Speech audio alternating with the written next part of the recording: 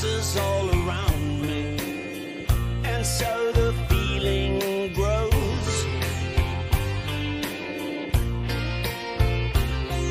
It's written in the wind, it's everywhere I go.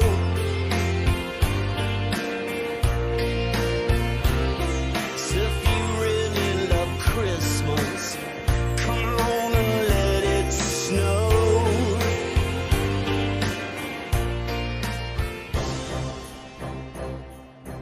Welcome to the PrePost Film Review. I'm Matt Stevenson. And I'm John Asquith. And we'd like to welcome you, listeners, to the last episode of the PrePost Film Review for 2014. A bit of a Christmas special, in a way. What we're going to do is something slightly different. As most filmy sites and podcasts do, we're going to talk about the year in review, in a way. We're going to talk about our favourite films, our least favourite films, and all that stuff. But because we're both very indecisive people, in general in our lives, and also when it comes to what movies outrank what other movies, we're going to do something a little different this year than the standard top 10 list or whatever.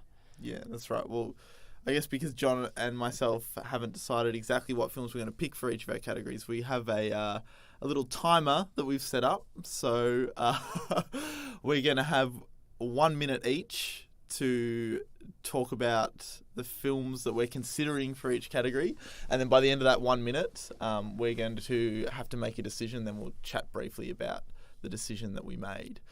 So we've come up with a range of categories to talk about. The first one is going to be our favourite film of the year. And then after that, we're going to talk about the best film of the year. So, sometimes the film that you love the most isn't necessarily the film you think is the best. So we're going to differentiate those two into two categories. Then we're also going to talk about some trailers. So we'll give our best trailer of the year and worst trailer of the year. So John and I have both got a beer here in the studio. We do. So you guys should grab one yourselves and join us in our little review of 2014 in film.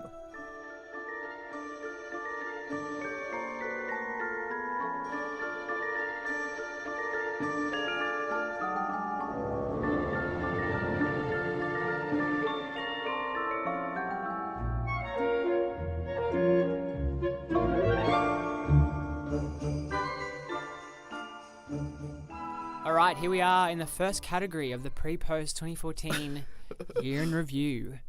And the first category is favourite film. The hardest category. Yeah, probably the hardest one. One that comes from the gut, I suppose. Yep. So just to explain quickly again, we're going to have 1 minute on the clock. I'm going to ask Matt what his favourite film is. He's got to decide, preferably out loud. So yeah, it'd be a bit awkward if I just sat here in silence for a minute. Yeah. And when he hears this tone, very festive Christmas tone there, that means a minute is up and he has to tell us what his favourite film is and why. So, are you ready, Matt? No, but let's do it anyway. All right. Your time starts now. Oh, no.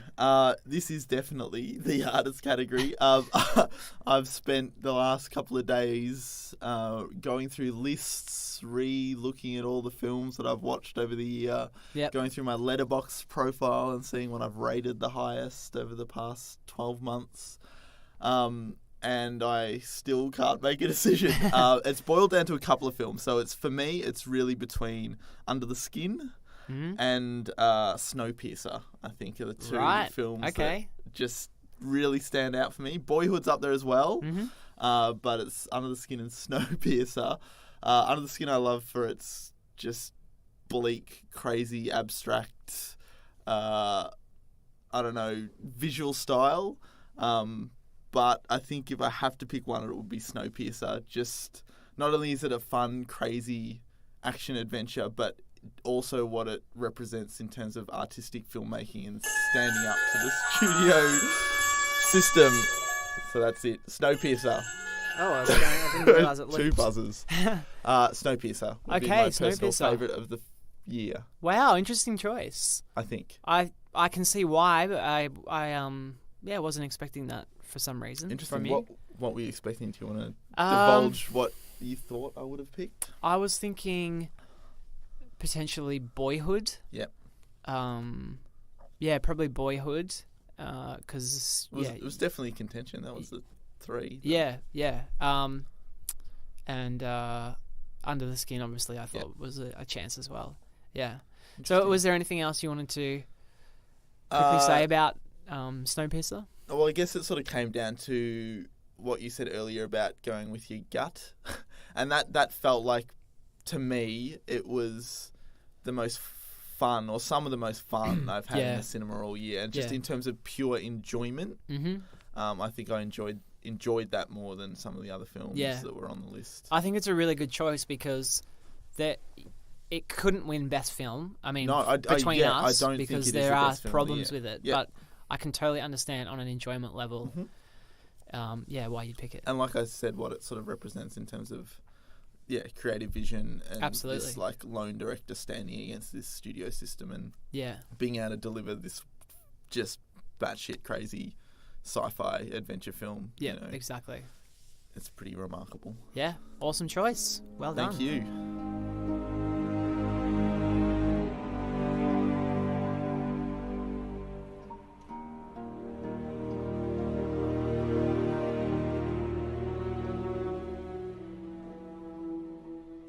All right, John, after that bombshell of a pick, it's your turn. All right. What was your favourite film of 2014? Okay, so as you said, Matt, this is a really... Oh, I'm rushing! This is a really hard choice. Really hard, and I might hard. regret this later on, you know, when I'm got film sober, whatever that means. So I had Under the Skin as well. I also had Boyhood. I had Interstellar in my list. Her, The Babadook. Yeah. All Is Lost, the Robert Redford film. How to Train Your Dragon 2. All in contention, and at any particular day could be the number one spot.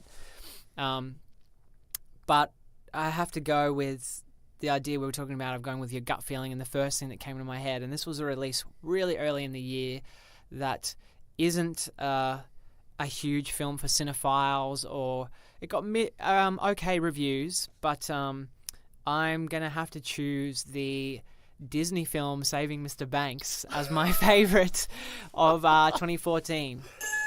Oh, just in time. Yeah, just like you're looking at a timer. Saving Mr. Banks. Yeah. Okay, so I've chosen favourite film to just speak on a very basic personal level. Okay. And for some reason that movie connected with me. Wow. A lot. I would never have expected that, John. You completely blindsided me there. Yeah, well, it's it came into my head straight away when I was thinking about the list the other day. And I had to actually check whether it was earlier this year or late last year. I couldn't quite remember. And then it kind of never left my head once I realised that it did qualify for this year.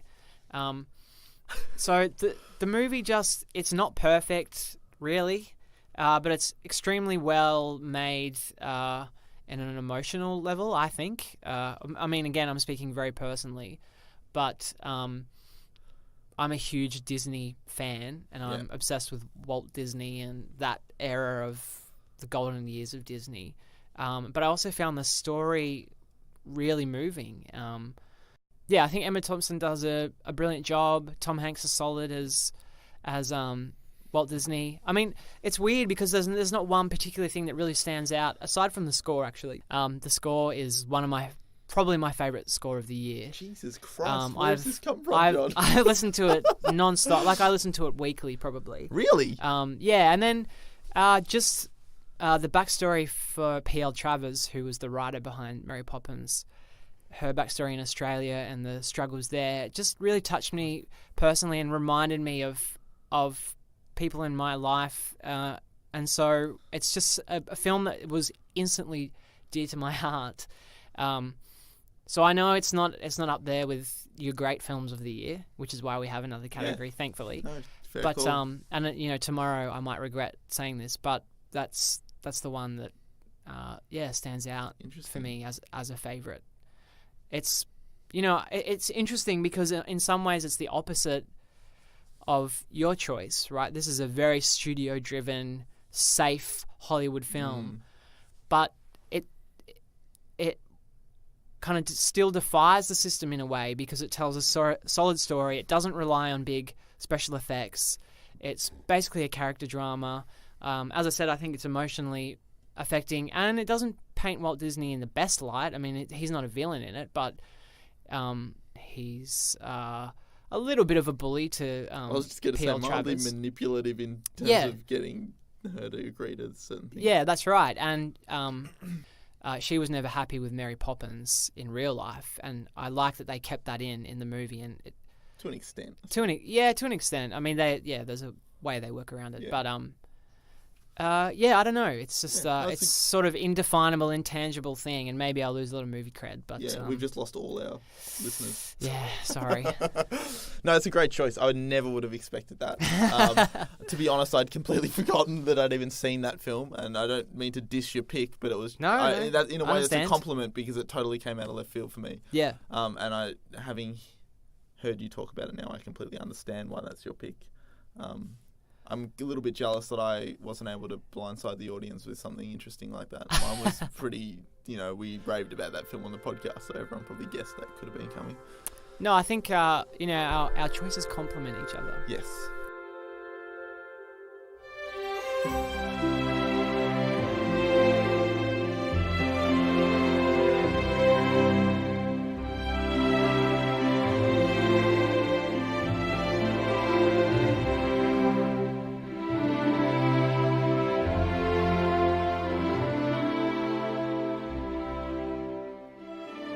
All right, we're moving on now to best film of the year. Best film, yeah. So, as you explained earlier, Matt, this is a film that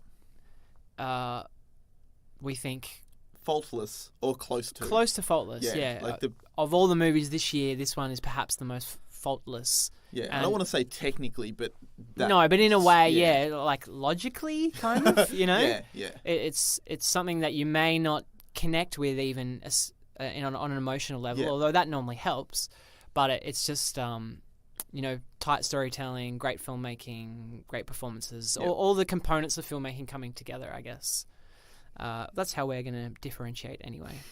So I'm going to start the timer, Matt, right now. This one wasn't as hard as favourite film of the year. Yep. I had a pretty good idea what this was going to be, but there was a few considerations. Yeah.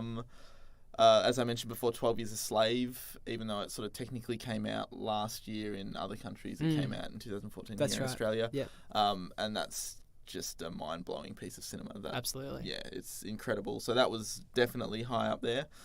Boyhood would probably slip into this list for me, just in terms of the ambition and the sort of ground that it covers.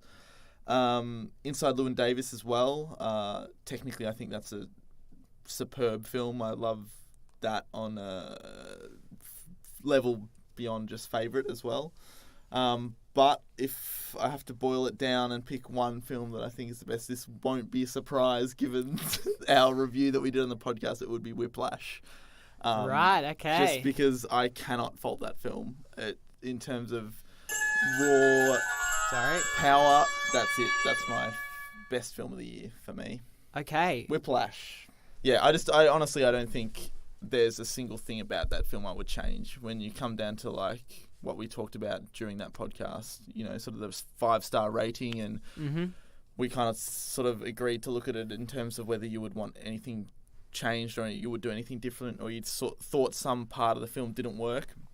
There was nothing in that film that I would change. There was things that sort of teetered on the edge of cliche and almost toppled over into problems, but none of them went that way, and they all sort of subverted those expectations and turned into something amazing. And like I said at the time, I haven't sort of felt the same raw emotional connection that I did at the end of that film with anything else this year, or within a few years probably. It was amazing. Yeah, fantastic choice. And if anyone's listening to this that hasn't seen it yet, search it out, because it's almost impossible that you'll be disappointed. Exactly, and on a big screen too. I think we probably said this in the review, but Yeah. I mean, it seems like it's kind of a small drama that can be watched, on your TV, but Yeah, that's so a great much point. of it is about the sound and being immersed, especially in that final performance. Yeah. That so much will be lost on a small TV screen. Yeah, and interestingly too, so much of that movie is what's in the faces. There's so many. There's a lot of close-ups, but even in the kind of mid-shots and stuff, it's all about these really close interactions between these characters. Centimeters apart at times, face to face, and seeing that on a massive cinema screen, there's just nothing like it. Yeah.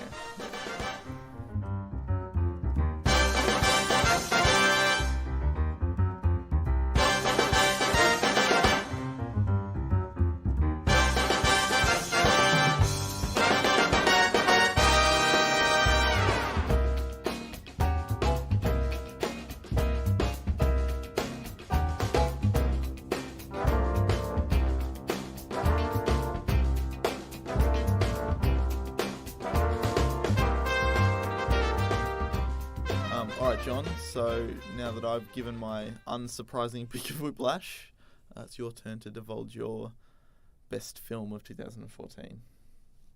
Okay, well, did you say this one is slightly easier to choose? Yes. Yeah, well, I found it easier. Yeah, I totally agree. So to start off with, I guess I should say I have Whiplash on the list, but I haven't picked it. Interesting. But I totally agree with what you said about it being flawless. There's one other movie that came out this year that would fit that bill for me, and perhaps affected me on a different level, but an equally profound one. But other considerations were Boyhood, again, for the ambition, the technical achievement. I mean, what a movie. I'm going to cheat a little and say Grave of the Fireflies because we reviewed that on the podcast. And so that's way up there. That's hands down one of my favorite films ever. Also 12 Years a Slave and Her came really, really close. But I think the film I'm going to have to go for is, suspense. Disqualified. No pick. The film I'm going to have to pick is Under the Skin. Yes. I Good think choice, this John. is the best film of 2014. One we didn't get to review on the podcast, unfortunately, but a movie that completely blew me away earlier in the year when it came out. It's interesting going from Saving Mr. Banks to this because they are complete opposites. Under the Skin is quite alienating, no pun intended, I couldn't recommend this to many people. Yeah, it's a tough really watch for a lot of people. Yeah, it's a tough watch for many reasons. I mean, one, you've got, I guess, the art house convention of it's very slow, it's long takes. You have to be in the mood for that sort of thing. But when you are, I mean, it's one of the best. Secondly, the subject matter is murky, but also very dark and sinister. And there's this eeriness to the film. It reminds me of The Exorcist in a way, and that a movie that almost has a tangible feeling over you when you're watching it. It's like you need to take a shower after you've seen it. I think this is an incredible, incredible film, and one I would recommend to any, film lover out there. I mean, I wouldn't tell my parents to go and see it, but I would highly recommend everyone who hasn't seen it go and see it. If you're listening to this podcast, you're probably the sort of person that would like it. You've got to be in the mood. I think the way its narrative unfolds is just so engrossing and interesting. While technically not a lot is happening, you're following Scarlett Johansson around as this, I mean, without giving too much away, this perhaps otherworldly sort of thing. We don't really know.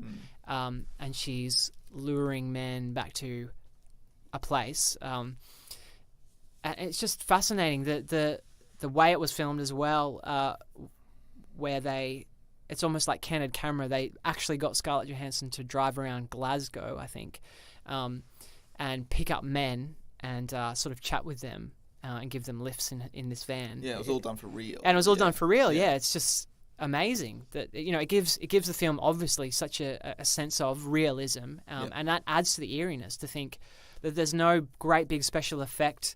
There's no I'm an alien. Oh, what is this? What is Coca-Cola? Oh, it's fizzy! or anything like... Yeah, I couldn't stop thinking about it for weeks after seeing it. And another film that has an incredible score, an incredibly eerie, affecting score that, gives me goosebumps just to hear that signature strings that are throughout it. So I feel like I'm maybe rambling a bit. I think it's good because we haven't had a chance to talk about it on the podcast. Yeah. So, I mean, is there anything you want to add to that? Because we haven't had a talk.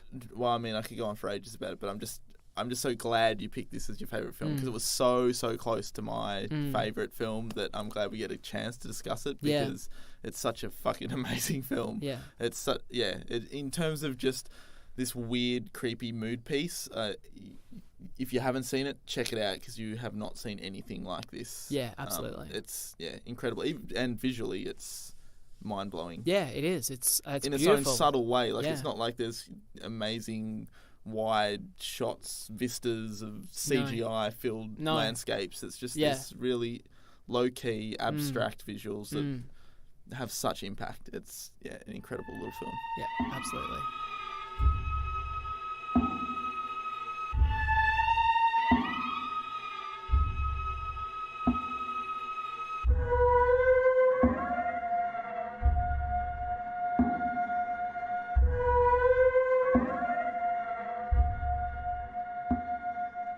Next up, Jesus. Best trailer for 2014. And this includes, as a piece of entertainment, I guess, as technically a well put together trailer, but also how it relates to the film. Since that's what the podcast is all about. Yeah. So with that in mind, Matt, are you ready for your minute countdown? Sure, hit me. All right, your time starts when I unlock my phone. Okay, your time starts now. All right, so I guess as you just said, John, the way I thought about this category, because it's quite ambiguous, is best trailer in terms of the way it represented the film. So the trailer I enjoyed the most when you pair it with the film that it was a trailer for. So it's one of the big contenders that was almost my number one was the Whiplash trailer, which probably isn't a surprise given how much I love the film, but that trailer is fucking amazing. And the way it builds on that percussion is like a mini intense little movie on its own. It's just a great little mini film. It's a great piece of filmmaking. In terms of other good trailers, the Interstellar trailer was quite good. But if I have to come down and pick my favourite trailer, it will be... Your minute's up, my friend. The Gone Girl trailer. Okay. It's my favourite trailer of the year.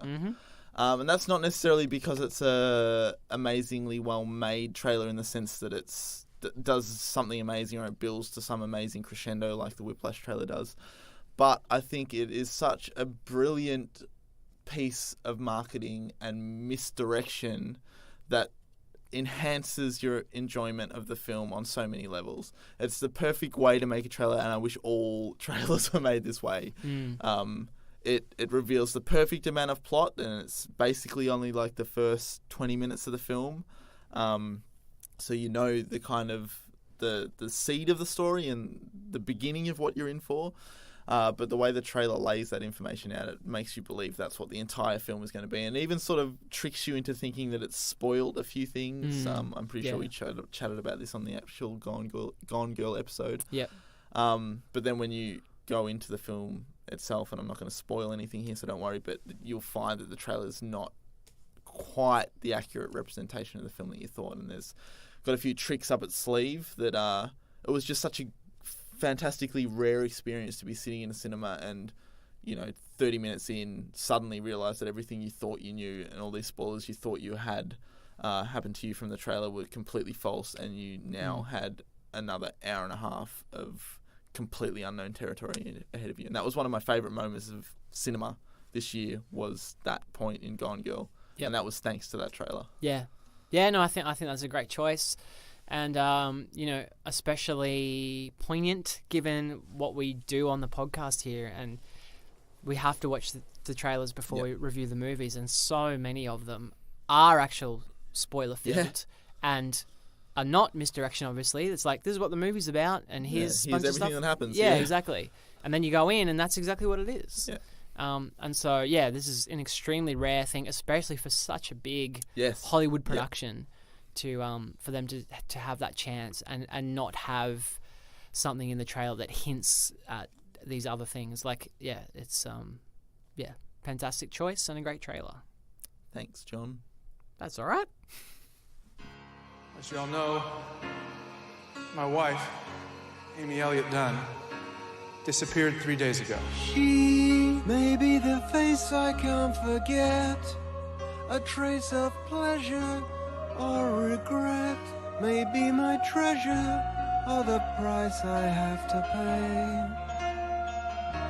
She may be the song that summer sings, may be the chill that autumn brings, may be 100 different things within a measure of a day. You can't go on like this. Why, it's not good enough for you? It's not even close. She may be the reason I survive. All right, John.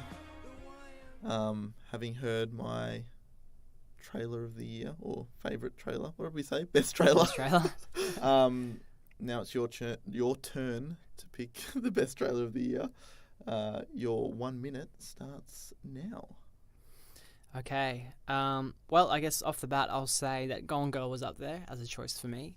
I've already explained why I think that's a great trailer, but it is. So I've got 2 others on my little list here. 3 others, actually.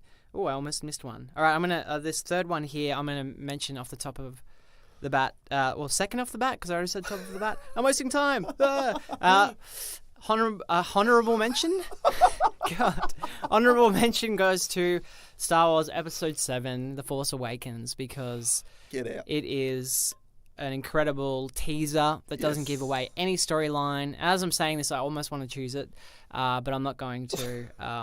The other one I'm considering is Boyhood. I think because it encapsulates the film so well, and you get the effect of the actor aging and everything.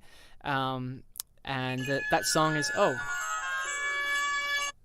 Time's up, John. the song's really affecting in the Boyhood trailer. But I'm gonna have to go with one you've already mentioned, which is the Whiplash trailer.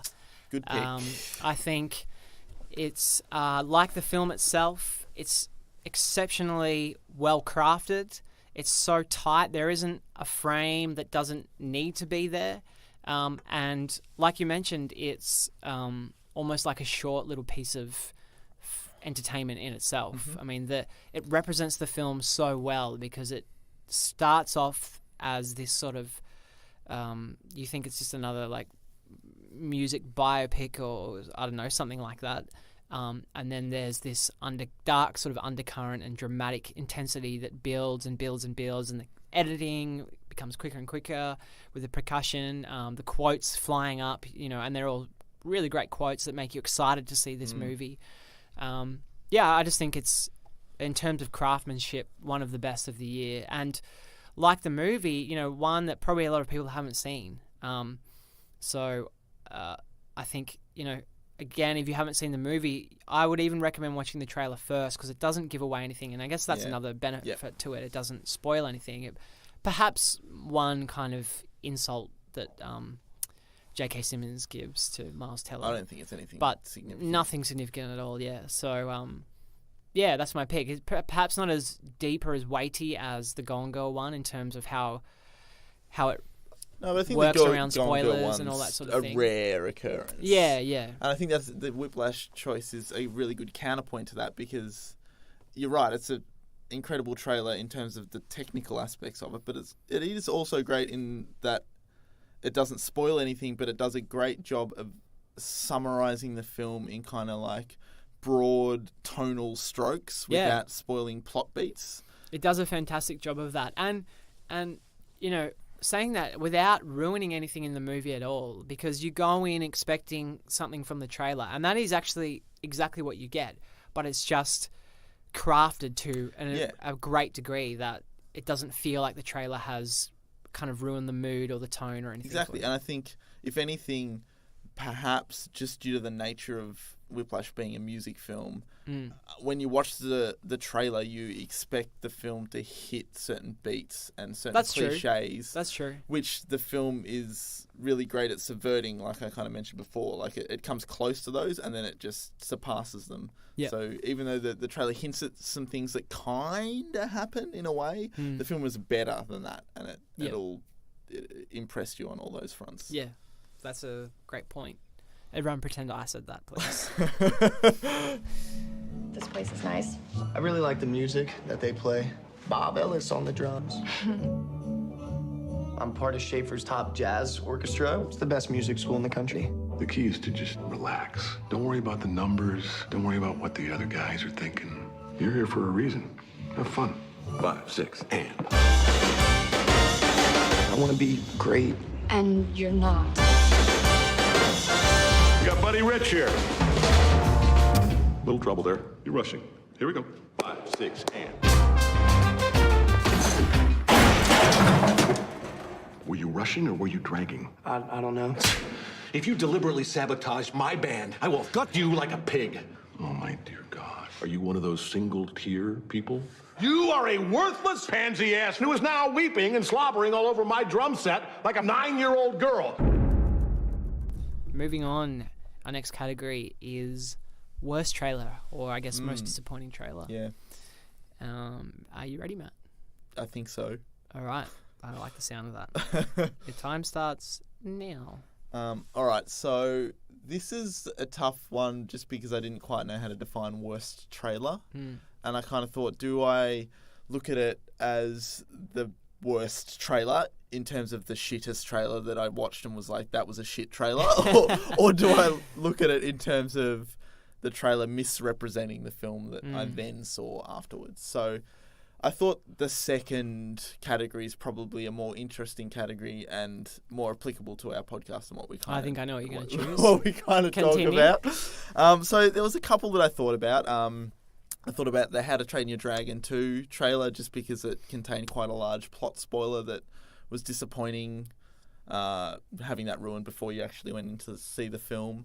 I thought about the Edge of Tomorrow trailer, which I actually don't think is a terrible trailer. I quite like the teaser. Interesting. But tonally and what that film pitches as the final film you're going to see is nothing like what was actually delivered. And they happen to be positive in that case. But if I had to pick the worst or most misrepresentative trailer, I guess, I'd go with Godzilla. I knew is you were gonna probably pick no that. surprise.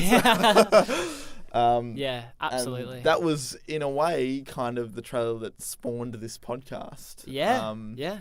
Because it was so... Well, not because it was so misrepresented, but it turned out that our first episode... that trailer was so misrepresentative of the film. We were so excited based on that trailer. It set a mood and a tone that was just so far from the final film that we actually ended up watching. I don't think there could have been another pick for me for this. No. That trailer was I was so excited. And I know this is rehashing ground that we've already talked about, but I was so excited. And the way that first teaser trailer, I suppose, is the specific one I'm talking about, where they skydive into the city and it set such an ominous, horrifying tone, and it made it actually feel like a horror film. But the film itself ended up being your run-of-the-mill American monster movie based around the military that we've seen a million times before. Yeah, and it was just such a disappointment based on the promise that trailer showed. I think it's kind of indicative of the worst tendencies that Hollywood trailers have in terms of selling things that they think an audience wants or making things look more appealing than they actually are. Like that trailer sold Godzilla as a unique vision that was different to any other monster film you'd ever seen. Yeah. And the film that they actually made was a conventional Hollywood monster film we'd seen a million times before. Yeah, absolutely. And it just, to me, that represents what's bad about trailers and Hollywood filmmaking. So that is my pick for worst trailer. Even though the trailer itself is actually great. Yeah, exactly. That makes it even all the more interesting. The trailer is great, but the film is bad, and that's why I chose that as my worst. Great trailer. choice. I want to talk to somebody in charge. You are not fooling anybody when you say that what happened was a natural disaster. You're lying. It was not an earthquake. It wasn't a typhoon. Because what's really happening is that you're hiding something out there.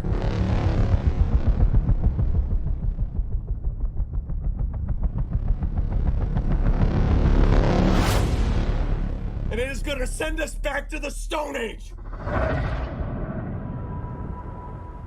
Okay, John, so after my somewhat unsurprising pick, I guess, as listeners will know, having heard our discussion of Godzilla and its trailer, now it's your turn. Given all the trailers that we've seen this year, all the discussions we've had about how trailers represent films, all the marketing spiels that trailers have thrown your way, what is the worst trailer for you of 2014? Okay, well, my list is fairly similar in a way. How to Train Your Dragon 2, again, was the first one that actually popped into my head, because it does just spoil so much of the movie. And I mean, we loved the movie anyway, which is a credit to the film, but the marketing for that was quite bad, I think. It sold all some of the bigger reveals of the movie, and also a lot of the humor that doesn't quite work out of context. I also had Edge of Tomorrow on my list mainly because it just failed to get an audience and represent the movie. Point. Yeah. And that was a really great film. But there is only one reigning trailer for this year that was the worst trailer because it totally misrepresented the film, and that is Godzilla.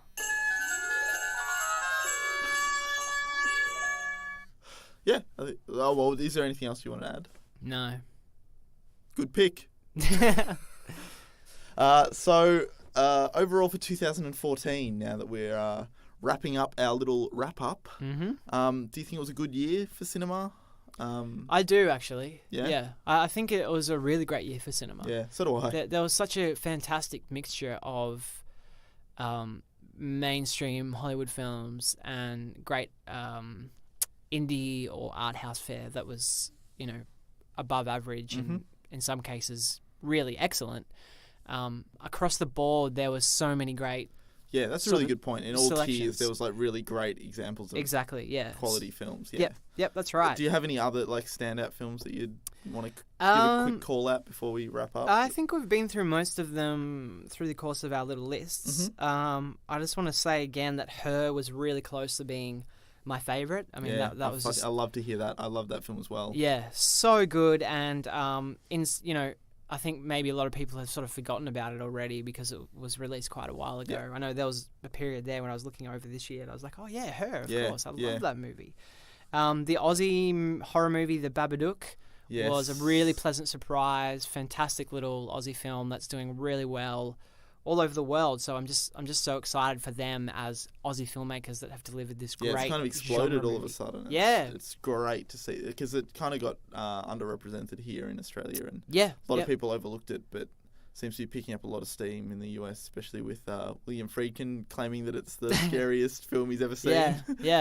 Which is a bit over the top. Yes, but a great little marketing, quote. Oh, so good for them, And I just love that that's going to boost the viewership of that film because it definitely deserves it. So it should. It's great. Yeah.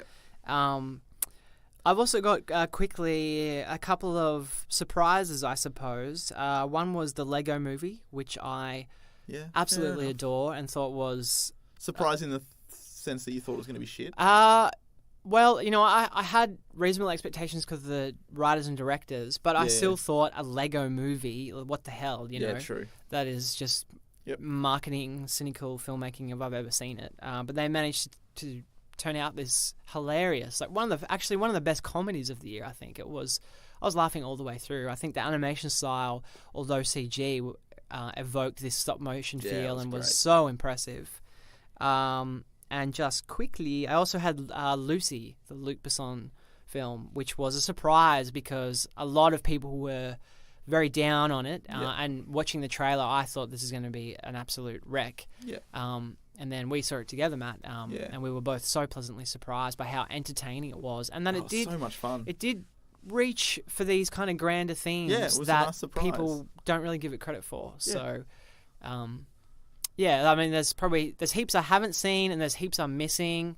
But in terms of what I can think of now, that's the stuff that sort of comes to mind. Yeah. I mean, how do you feel, I guess, about film in general? Do you have any more thoughts on this year? And then any highlights or lowlights? In terms of film in general, I guess I would just echo exactly what you said. It does feel, especially when I look back, like over my letterboxd and what I've rated and what I've seen for the year, it's a lot stronger than I thought. Not that I thought it was a weak year. Like it's just even more impressive when I already thought it was a quite impressive year.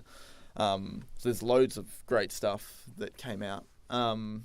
In terms of films that I just sort of want to give a quick call out to, I totally mirror what you said about Her. I'd almost forgotten about it until I looked at the films that I'd really enjoyed that year and rated really highly. And perhaps if I'd rewatched it close before doing this podcast, it would have been my favorite because I remember absolutely adoring that film when I saw it. Yeah. I also want to mirror what you said with Lucy. That was such a pleasant surprise given all the negative feedback I'd heard before going in. That was just so much fun. A couple of Aussie films. I really like The Rover, which was David Michôd's follow-up to Animal Kingdom, which is a bleak film, but connected with me, and I really enjoyed is probably the wrong word, but I liked that film. I respected it a lot. And Predestination is another little Aussie film, though you wouldn't know it's Australian when you watch it, given all the American names and American accents in it. But that's a great little time travel flick that kind of just throws conventional genre filmmaking out the window and just goes on this bananas little time travel adventure that, even though I picked a few of the sort of plot developments ahead of time, there was loads more that kept surprising me in it. Just, it's wacky and bonkers in an amazingly fun way. I also quickly want to give a shout out to Dawn of the Planet of the Apes as a really great blockbuster. Yes. Oh my God. I can't believe I didn't. Oh man, so many movies in my head. That one just slipped the bill, but that's up there. Like, that is a fantastic film. Yep. Totally agree. We've already talked about it on the podcast, so I don't want to spend too much time on it, but great sort of exception to the rule of Hollywood filmmaking. Absolutely. It's an example of how to do it well. Yep. And the little music documentary Mistaken for Strangers, which is about the National. Yep. I kind of already liked their music, but watching this film made me love them. But it's not only just a music doco, it's more about the lead singer's brother, who's an aspiring filmmaker, and the sort of personal crisis he goes through trying to film this terrible documentary during a tour that he's on with the band. And it's way more than a concert doco. It's about the creative process and about sibling bonds, and it's a beautifully moving film. And I've seen it twice now in the cinema, and I've wept openly both times. It's an amazingly beautiful little doco, and I'd recommend hunting that down. They're probably the ones that I'd... Very cool. Is there anything super disappointing or surprising that you can think? Surprising... That's a tough one. I'd say Edge of Tomorrow. Yes. We kind of talked about it on the podcast. Yeah. Didn't expect it to be as fun as it turned out to be, and I guess like Lucy, which I already said. In terms of disappointments, I mean, other than Godzilla, which is the big one that jumps to mind, and I know we fucking hate on that film a lot in this podcast, and I want to make it clear that I don't hate that film. It was just not the film that I expected to see when I sat down in the cinema. I don't think it's terrible. I just think it's very, very average. Yeah, extremely average. And disappointing based on what I was expecting going in. Yeah, totally misled in the way it was marketed. What about you? Do you have any disappointments other than Godzilla? No, that's pretty much it, I'd say. One other I can think of very quickly is The Raid 2, which was good pick. Hugely anticipated by a lot of cinephiles. That would have been a great podcast for us to do, actually. Yeah, it's a shame we didn't get to do it because that was I mean, aside from some exciting action scenes, that was a huge mess. What a misfire, yeah. A huge mess of a film, and doesn't stand up to the original at all in any way. It's perplexing how badly that one was handled. Yep, I totally agree with that. Actually, I recently watched that on Blu-ray, and being quite a fan of the first, I was pretty excited. And it seems to be getting quite a bit of positive reviews or positive buzz on Letterboxd and some other places. So I thought it was going to be pretty good, but was very, very, very disappointed. Yeah. Oh, that's it. Fantastic. Okay, well, that brings us to the end of 2014. Thanks for listening to our little podcast. Yeah, we'd like to say thanks to you guys, to everyone that's had a little download or a little stream. It's been fun. Cheeky little listen. We've had such a great time making the show, and we've loved hearing feedback from some of you guys. And we look forward to continuing in 2015. Yeah, definitely. Any feedback, suggestions, anything you like, anything you dislike, you can shoot us an email at prepostfilmreview@gmail.com. That'd be great. We love any sort of advice or feedback you guys can give. We take it all on board. We do. And of course, as we always say, we'd love for you guys to like us on Facebook. That would be great. Stay in touch with us over the holidays. Post your vacation let us know you're pictures. all safe and well. Exactly. That'd be great.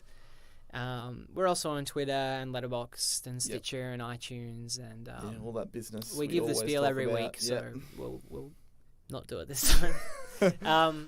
But yeah, we really want to thank everyone for listening, and we're really excited to come back in 2015. Yeah, we've got some exciting films coming up, I hope. Yeah, I think the first film we'll be coming back for is The Hobbit, Battle of Fire. Yes, it's looking that way. Yeah. Which should be an interesting one. I think that would be, Both have vested interests in the Hobbit franchise. Yeah, exactly. So yeah, it should be a good podcast, I think. And so we'll see you guys in 2015. And from me, John Asquith. And me, Matt Stevenson. Merry Christmas, everyone. That'll do. That's funny, right? Yeah. You know I love Christmas, I always will. My mind's made up the way that I feel. There's no beginning, there'll be no end. 'Cause on Christmas you can depend. You gave your presents to me, and I gave mine to you.